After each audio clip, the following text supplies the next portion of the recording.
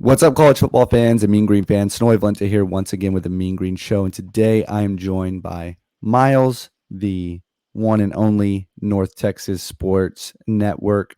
And we're going to recap the SMU game and get into the upcoming UAB game. But before we get into all of that, guys, you already know the drill. If you're a fan of college football recruiting, G5 football, the transfer portal, any or all of the above, consider hitting that like and subscribe button because that is truly all that we talk about. Also, if you happen to agree or disagree with anything that we say here on the show, let us know in the comments down below. All that stuff really helps channels like this get picked up by the YouTube algorithm, and I really do appreciate it. All right, now that all that is out of the way, Miles, currently we are about 48 hours removed from the SMU game. How are you feeling? What are your spirits like? What are your thoughts? Well, I mean, I don't feel too bad. It was a much better start than I think we could have hoped for or any just expected. I mean, I really wasn't expecting to hold them to 7 points at halftime. Someone was like making fun of me by saying, I'm like, well, really? I mean, 7-6 at halftime is the best possible result besides winning the game than you could possibly ask for. I mean, nobody came into this game thinking it would be, we would hit the under because the under was like 75, and it was like the highest in college football that day. And the fact that the defense came and showed up, it was really good to see, and it's a really positive sign. People were really negative about this entire game, but I think it's a great learning experience game. We learned a whole lot because it's our first real test. Northwestern State was not a test. We got to see who could possibly break out and possibly be a player that could really explode and make a big impact this year. And I think we did because guys like Roderick Burns and the Murphy twins and KD. Oh, KD, we already knew KD Davis would be very good, but we saw him continue to elevate his game, and it's very promising on the defensive side of the ball. But in general, I mean, I'm frustrated because I talk all that on Twitter. I hope y'all have seen that before, and uh, to lose, it just sucks. Seeing the offense only score 12 points, it's very disappointing. But at the same time, I mean, it's not the end of the world. I think we still have another 10 more games left. We start conference play, where it actually is important. So I'm excited to see what this team has for the future. Yeah, absolutely. And I mentioned this once before with CJ in the instant recap of the game, but obviously losing Tommy Bush, and we'll see what the final word is on how long he's going to be out. But just prayers and thoughts with him. It's such a tough loss for this team. And again, like I said with CJ, having the opportunity to talk with him on camera as well as off camera, just a really really great guy, and really hoping to see him make a speedy recovery and a full recovery, and get back on the football field for us as soon as he can. So, okay, so let's dive into the offense first. Let's just start off with the quarterback, Jace Ruder. Okay, so he was 32 of 51 for 366 yards, one touchdown, two INTs. I've said previously that I wanted to see an improvement from the Northwestern State game, where he went 10 for 21 of 131, one touchdown, two INTs, two interceptions. I mean, you can't help but think that is an improvement. I mean, yeah, we saw the two INTs, but we have a lot more yards and against a much better defense. Nothing against Northwestern State, but one, they're an FCS school. Two, they're not the best they're not Sam Houston State. They're not the best FCS school out there.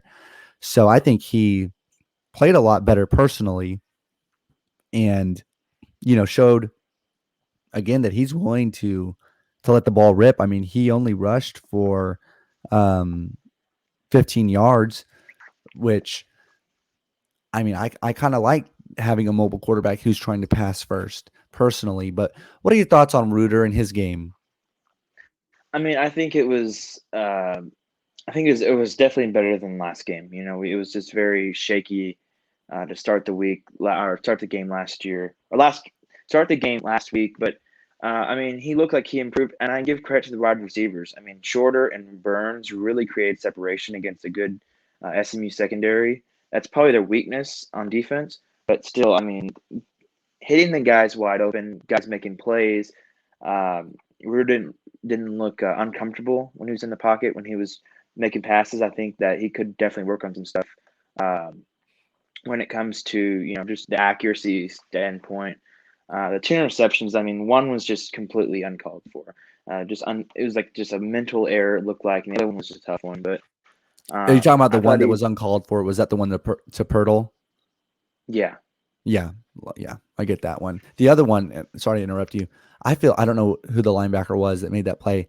Again, not a poor throw, sure, but I feel like that linebacker made a very athletic play to come down with that interception. I feel like most linebackers would have that would have been a bat down or whatever. But yeah, again, not a good throw, but very surprised to see that linebacker came out with the interception. But anyway, continue. I'm sorry. yeah, I think it was. Well, I don't think it was Chance Cromartie and then some other Isaiah. I don't know how you say his last name. They had the two interceptions, but I mean, really, it was pretty impressive. I mean, he did have the first two drives. He looked really comfortable. They looked like really the whole team looked very good in the first quarter, first half. Um, I think there was some interesting play calls on third down. Just really in general, that whole game. It was just weird. Basic run up the middles, not a whole lot of creativity, it looked like. But the fact that it was 7-6 at halftime, I mean, just shows how intense that these guys were going into this game. I said it so many times. I don't know how many times I said it, but I said it a lot that Bennett was going to have these guys, mainly on defense, fired up to play this game because he didn't want to get embarrassed and against the school that he coached at for 5 years. He wants to go out there and play and really prove that he is a proven DC and he can really make teams different. Because last year we were 129 out of 130. Now I think this team can get inside the top 100 for sure. And just how they were making plays, how they were really standing their ground. SMU had the ball at the 10-yard line. They didn't score. But last year, they would have scored within one play. Last year, the fact that they didn't score until the second quarter, it just shows how much improved, no matter who is on the offense for SMU, shows how improved they are on third downs. They got worn out during the game. I think they had a little bit of depth and thin depth in the secondary. I didn't see Upton Stout. Someone else was not there as well. So I think that it was a big step in the right direction on defense. And just really exciting to see what they can do and how they really progressed against an offense that was, I don't know the exact stat. I think it was like top 40 in the country last year in the past few years. It was just very promising. Yeah, yeah, absolutely. Moving things down to the receiving room, Roderick Burns. Another, honestly, I didn't want to be down on him after the Northwestern State game, but personally, I thought, okay, our main guys are down. It's an FCS school. He just kind of got hot that night. Obviously, he proved me wrong against SMU Mm-hmm. to put up another 12 receptions for 141 yards and was our leading receiver.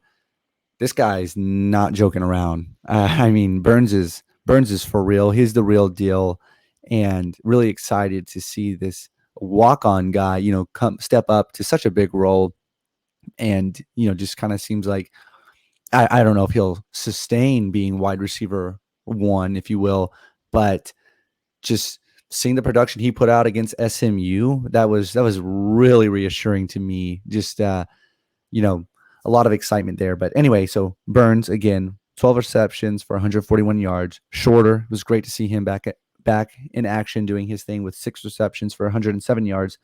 Pirtle, I mean, I know we kind of joke around about it, but 5 receptions for 43 yards. And a lot of those receptions were very, very crucial receptions coming on third down. And Pirtle played well. Also, Jake Roberts, a guy who I feel like we're both very high on, you know, 3 receptions, 24 yards. I feel like again, those aren't lights out stats, but he's still a freshman. He's registered as a freshman, and he improved against SMU coming off of a Northwestern State game where, I think he had one catch for 7 yards, and obviously he had a drop there, which I'm sure he wish he could have that opportunity back. But again, he rebounds against SMU, has a much better game with again 3 receptions.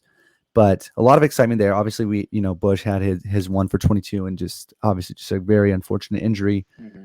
And Torrey was well involved, and but one thing let me know your thoughts on this. Do you want to see Lorenzo Thompson get involved more? I mean, I hear nothing but great things about him. Obviously, he had that one, jet sweep or whatever. And he took it for how many yards did he take? For like 33 yards, One. something like that. Oh, but Um, he had a run. yeah, Yeah, for yeah, 31. Yeah. right. So I would like to see him involved more in the pass game. If not, put him back there at punt return or kick return where Tori's at. I'll probably beat my chest all year or all season until I just don't want to see our starting running back doing too much. But what are your thoughts on the receiving room? And, what would you like to see, going forward? Well, I mean, with Bush going down, hopefully we'll see him this year. But next guy up, Roderick Burns, like you said, he's not a fluke, and I didn't think he was going to be a fluke because he proved in fall camp that he can do it. He did it in a game, and then he did it in a big game. And there's not a whole lot of cornerbacks we're going to see that are that talented. I mean, SMU has some pretty good cornerbacks. They're kind of young. But really, that's one of the better defenses we're going to see all year. Next week UAB, that's another big defense we're going to see. So it's going to be a challenge, but I thought it was very encouraging. And seeing Isaiah Johnson, he got the only touchdown of the game. He got it was a screen pass right to him. He made some great plays into the end zone, diving into the end zone because he would have got brought down at the 5 if he didn't bring some extra effort.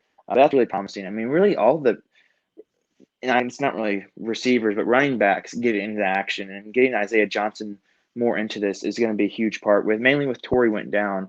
And if you have a guy like Torrey going down, you have the guys behind him to make plays.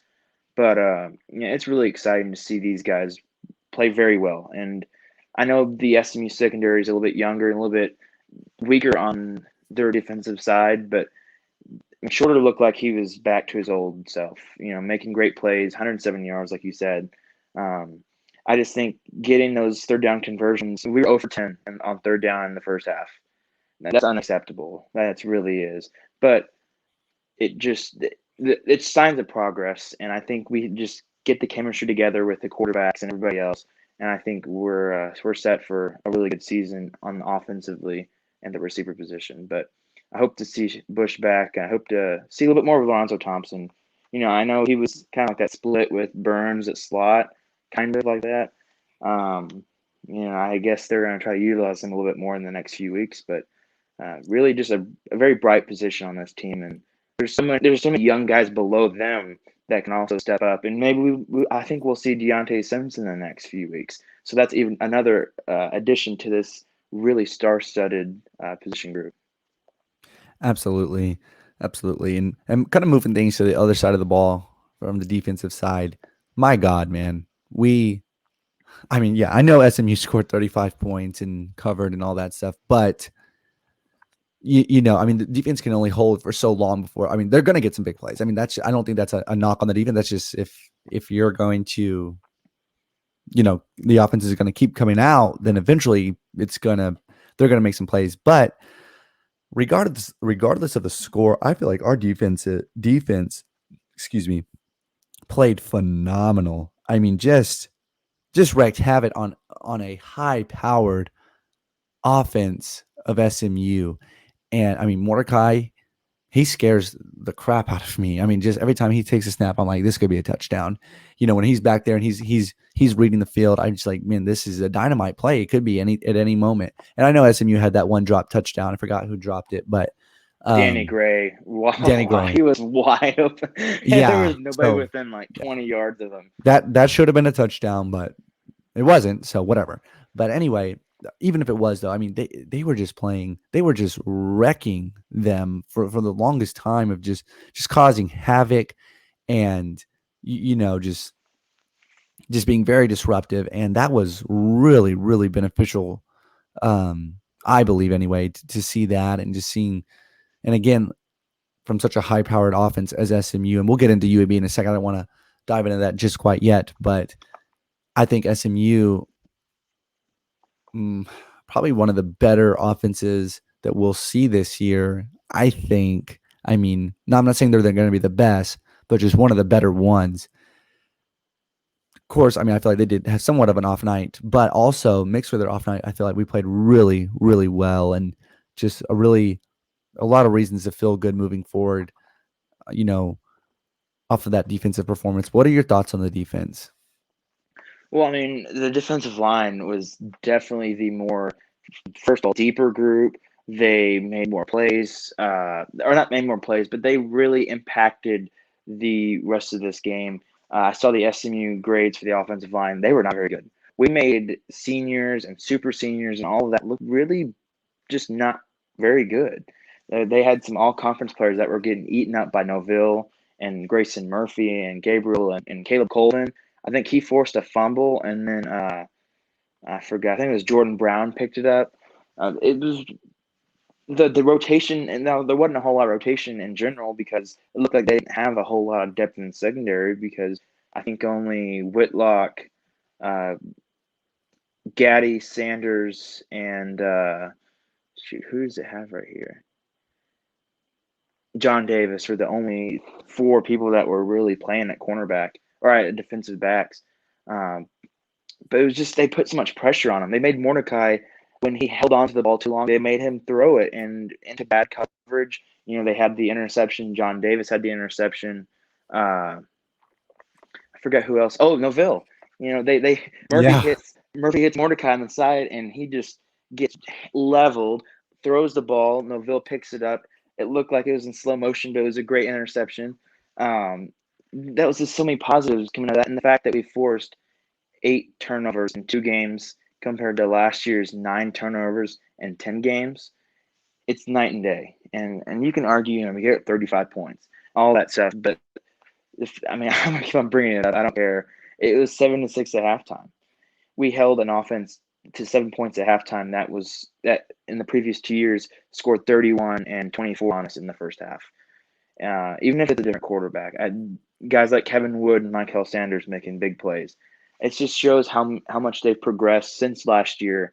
Last year, I think they did get more experience. The younger guys did, and it really helped them this year. And when you have a coach like Phil Bennett, who was probably more motivated than usual, even though I think he's a very high energy person, it was very promising. It's a big step in the right direction. Massive improvement, in my opinion. Um, Mainly that defensive line. And they were putting so much pressure on him. It was making Mordecai have to run. Bentley was not getting a whole lot of yards until that second half. Siggers only had, what did he hit? He only had 51 yards and 10 carries. This guy's pretty dang good. Hmm. Yeah, absolutely. All right. So, kind of moving things down or moving things on a little bit, going into conference play this Saturday. UAB is coming to Denton, the defending Conference USA champions. And my original prediction was that we're going to go 4-8. I don't know how bold I'm feeling tonight as far as to say a certain thing, but I'll let you start off. I mean, what are your thoughts going into this UAB game? And I just, I guess, what are your thoughts there? Well, UAB is coming off of a brutal loss. They lost 56-7 to number 2 Georgia. Now, Sure. I'm not surprised. They didn't Right. even score an offensive touchdown, which I'm not surprised because Georgia's probably the best defensive team in the country. So I didn't expect that big of a blowout, a 49-point win. I expected, maybe something a little closer. But this will be their third straight road game because they played a neutral site week 1. So they're going to be a little bit more tired, and I just felt like it's a good opportunity after last week. You get a little bit more motivation, even if you lost. You put up better stats than what most people expected. I think they really play well, and really all their games should be competitive, whether it be to the second half or whatever. This is going to be, and this is also a make or break game almost. It's not a win, like a must win, but it's gonna be pretty significant because if you lose this game and then you lose the lot of tactics, it's going to be a rolling uh, snowball down the hill. So I think they play very well. I think Tyler Johnson's not that good of a quarterback. I just don't think he's that good of a quarterback. Um, 2 games in, you're going to see Jay Struder, I think, get more confidence. I don't know. This team is so much more talented than people give them. They just have to exploit it more. And UAB is still a really good team up front. They're big. They got a lot of SEC transfers on defense. It's going to be tough, but it's at home. That's a better thing. You're getting them on their third straight road game. That could definitely help with the outcome of this game. Do you think UAB's defense is better than SMU's defense? Man, that's tough. It's so hard to grade that because SMU hadn't really played a team Yeah. like Georgia per se. Yeah. Oh Georgia, yeah. Yeah. if they didn't have their starting quarterback, which was like their backup did that. Wow, I don't know the stat line on that game, but I would assume Georgia ran the ball a lot. Yeah. But also, it's a top two SEC team versus a Yeah. Conference USA school, so it's kind of hard to judge SMU and Hmm. UAB defensively. I think I don't know. It's very hard to tell. I think UAB's defense is still better than SMU's, but SMU's is very improving. They have a very Yeah. good coach in Jim Levitt. It's just kind of hard to tell. They've played so different styles of teams. They played Jacksonville State. They shut out Jacksonville State. Yes. Jacksonville State could not move the ball down the field, but then they Hmm. go to Florida State and they beat Florida State. It's that's how college football goes, and I think they're still a really good. They're probably the top defense in this conference for sure. It'll just be interesting to see how they do after getting annihilated last week. Because I would think either loses you confidence or makes you even motivated to go beat North Texas in a conference game. But we'll see. We'll see. Yeah.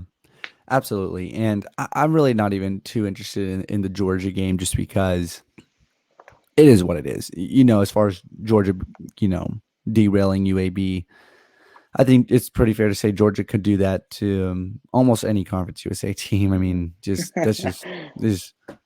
you know, I don't really put in too much stock into that game for better or for worse. But the Jackson State game, that's a pretty good FCS school that did go and upset Florida State at Florida State, and they shut them out 31-0. And yeah, again, I don't think Johnson is the best quarterback in the conference by any means, but I think he's hot and cold. And he had a pretty good game against them, 320 yards, 17 for 21, two TDs. So that's concerning. And like I said earlier, I mean, I do think UAB's defense is better than SMU's, but I think SMU as a whole is a better team than UAB. I think. Oh You know yeah. that Oh yeah. yeah. SMU beat them by 2 touchdowns. Um, Yeah. it's just it's their outliers of their schedule are just massive. I mean, Yeah. you play Abilene Christian and then you play Georgia. It's like it's really hard to compare the two. But offensively, give me SMU. Defensively, give me UAB. But Mhm. this is a good Mhm. test for this team. Really, I mean, you get a really good offense, you get a really good defense, and then you get La Tech, who's just all over the place. They get Yeah. like 550 yards to an FCS team and then won by 3. But then they lost Right. by 1 to Mississippi State.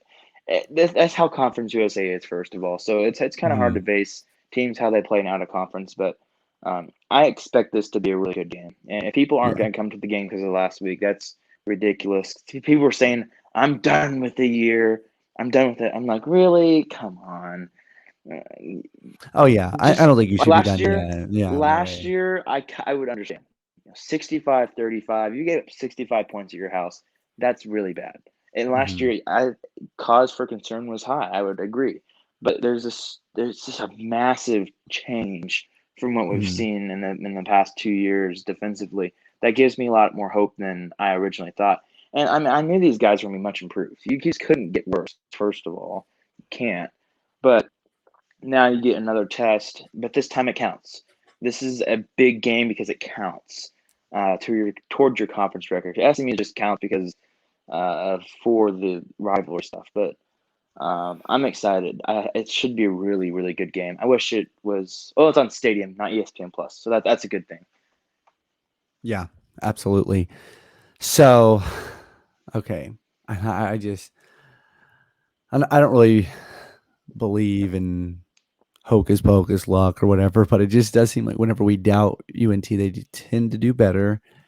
And I do have them going 4-8. And in that prediction, I don't forecast a win in a long time. But I also, in that prediction, would have thought that SMU game would have been a lot worse. And hopefully I can get Stephen Hamner on here. I want to hear his thoughts on Jace Reuter. And, whatever. But and I'll probably reiterate a lot of things that I'm saying to you and hear his point on that. But Reuter improved. I think Reuter improved tremendously from week 1 to week 2, given the competition he was going against. And he's brand new. He hasn't been here that long. He's kind of learning on the fly, learning on the job.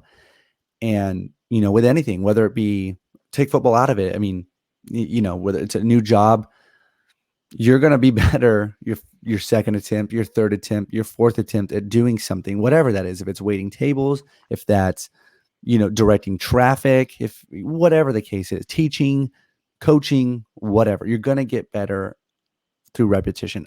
Obviously that translates to the football field as well.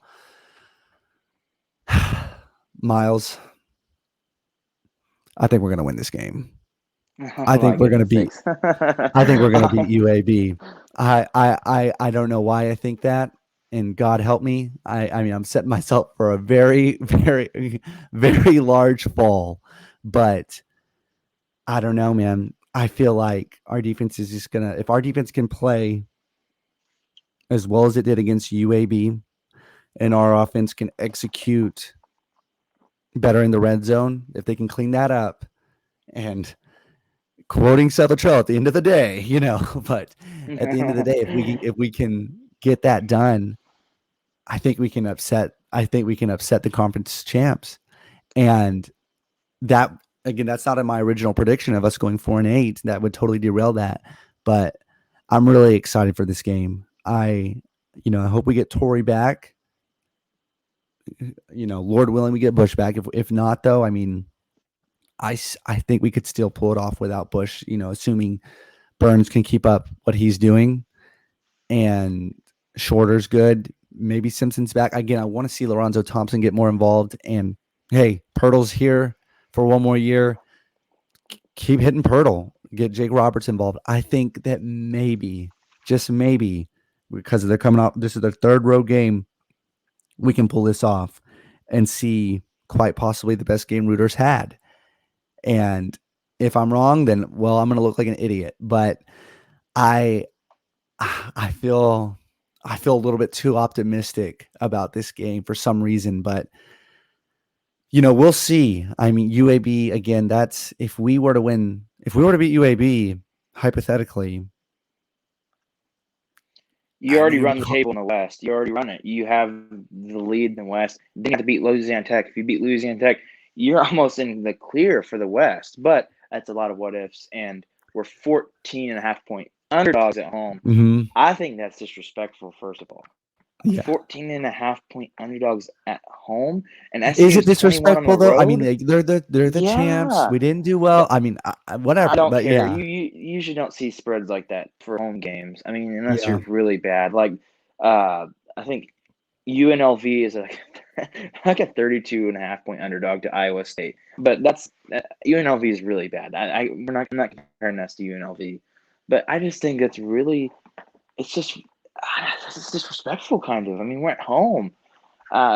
Vegas does know what's best. I mean, they hit 22.5 on money. I mean, they won by 23. So, um, uh, I don't know. I don't think I can predict a win yet. I think it will be a great game. That's my prediction. Great game. Hope it's a 0-0 tie. That's why I hope. I just hope it's a great game. Because if we can win this game, then you run the table in the West. You got to beat Louisiana Tech. You beat Louisiana Tech. yeah, You're set up for a good. You play Missouri, but Missouri. I mean, we're playing some good offenses next. UAB then they're more of a run heavy team. La Tech, they're putting out 500 yards a game. I'm excited to see how they do against SMU this week because that's going to preview that. I forgot to mention that they're playing SMU. We just played SMU. We're about to play Louisiana Tech. That'll be really interesting to see how we can preview Louisiana Tech because if they can do what they did against Mississippi State, oh man, that might be a fun game down there in Ruston. And yeah, then I'm gonna be down there in Ruston the week after for our game. So I'm excited for these next few weeks. I think we can really show people who we are. There's so much talent. There's no way you can't exploit it in this conference. I mean, nobody's really a overpower. We don't have a team like UCF or Cincinnati. We have UAB. UAB would lose by 30 to Cincinnati. I think that we have a good shot at this game. I don't think we'll win. I hope I'm wrong. Really hope I'm wrong. But I'm excited for this. This is going to be a good step in the right direction. Could you imagine amongst people that really pay attention to, college football, that if we were to beat UAB and UNT football specifically, the feeling of like, whoa, like, okay, we just beat UAB. Now I feel like the expectation would be, let's go beat La Tech. Could you imagine going 2-0 these next two games? That would almost make the Missouri game and Liberty game kind of irrelevant. Like, okay, we lose. I mean, like, we're still 2-0 in conference if that were to happen. That would be amazing. I mean, we would really be in position to potentially be in a showdown for the West in that last game against UTSA. And, but obviously this game, if we don't win this game, I don't think the season's over either yet. But this win would be a big, big win. And although SMU is our rival, I don't like SMU. And if we were to win, I would probably maybe be saying something otherwise. But I feel like a win over UAB would be more meaningful long term than a win over SMU from the standpoint of its conference play. And where if we were to beat SMU, then lose the UAB, they would just kind of be like, okay, well, now we're 0-1 in conference and we just upset SMU as a fluke week. But if we beat UAB, again, I mean, that would just be like, wow, like we just beat the champs. So I'm really excited. And I said, I think we could win. I'll be on with John Duncan. He, the Blazer Victory podcast here. Hopefully, probably get that out tomorrow. We'll film tomorrow, get it out the day after this one gets out, and pick his thoughts. But I plan on going when I talk to him. I plan on saying the same thing, man. I think we're gonna squeak out a win. I don't know why. I think that there's can't really put too much logic behind it, other than I just kind of feel that way. But we'll see. And well, anyway, Miles, anything else we need to touch on that we didn't talk about yet? Not really. I mean, I was glad to meet some of the SMU people that I did. I met shoot, who was it? Texas Football Life. I don't know if you know who that is. I met him. He went to SMU, and just a lot of the good guys. They're good people. Some of them, not the other ones that flipped my table, smashed my glasses. Not those people, but that was a very fun atmosphere. There were so many people on that boulevard. It was a really good atmosphere in general. I wish you would have been there. That would have been really, really fun. But that was actually their second biggest crowd they've had since. It's been a long time since they've had a crowd like this. Really? Which was announced attendance. I don't know about officially, but announced attendance, it was 29,000. And that's 3,000 from a sellout, I think. So it was, and it kind of sounded like it. I mean, there was a lot of stuff going on in the stands, but overall, it was good atmosphere in the beginning. The overall game. Absolutely. And CJ Ellison, fifth quarter SMU. The goal is either for a football game this year, if our schedules can make it work, or at the latest by a basketball game. Get him over to Denton, let him see the Denton that we know and love, and we're going to change his mind. Denton's second to none. You know what I mean? What did you say about Denton? I didn't. Oh, you didn't watch that? He was just. I didn't listen to that instant reaction one. I didn't feel like listening to that one. Yeah, but, it was. Yeah, he basically. I mean, he was being respectful, but he said, "I just don't see the allure to Denton." But obviously, you got to get out of the car if you're gonna experience it, and not even to mention the indoor facility that is second to none. Stats would prove that wrong. I mean, Denton's one of the fastest growing cities in the United States, so I mean, something's attractive about it. Something's bringing people there. Denton Absolutely produces an insane amount of Division I talent, not just in football. I mean, they're producing Denton County, not just Denton County, Argyle, Louisville, all those places are producing so much talent. Why would you not want to be in Denton County? Why would you not? I agree. I think Denton's a great place. Well, alrighty, Miles. Once again, thanks for jumping on. And guys, let us know what you think below. I mean, all that stuff really helps, and we really want to hear what you have to say. I mean, do you think we're going to beat UAB and run the West, or am I an idiot. But Well, all right, guys. Well, take care. Miles, we'll hop on here soon and go Mean Green. I mean, green.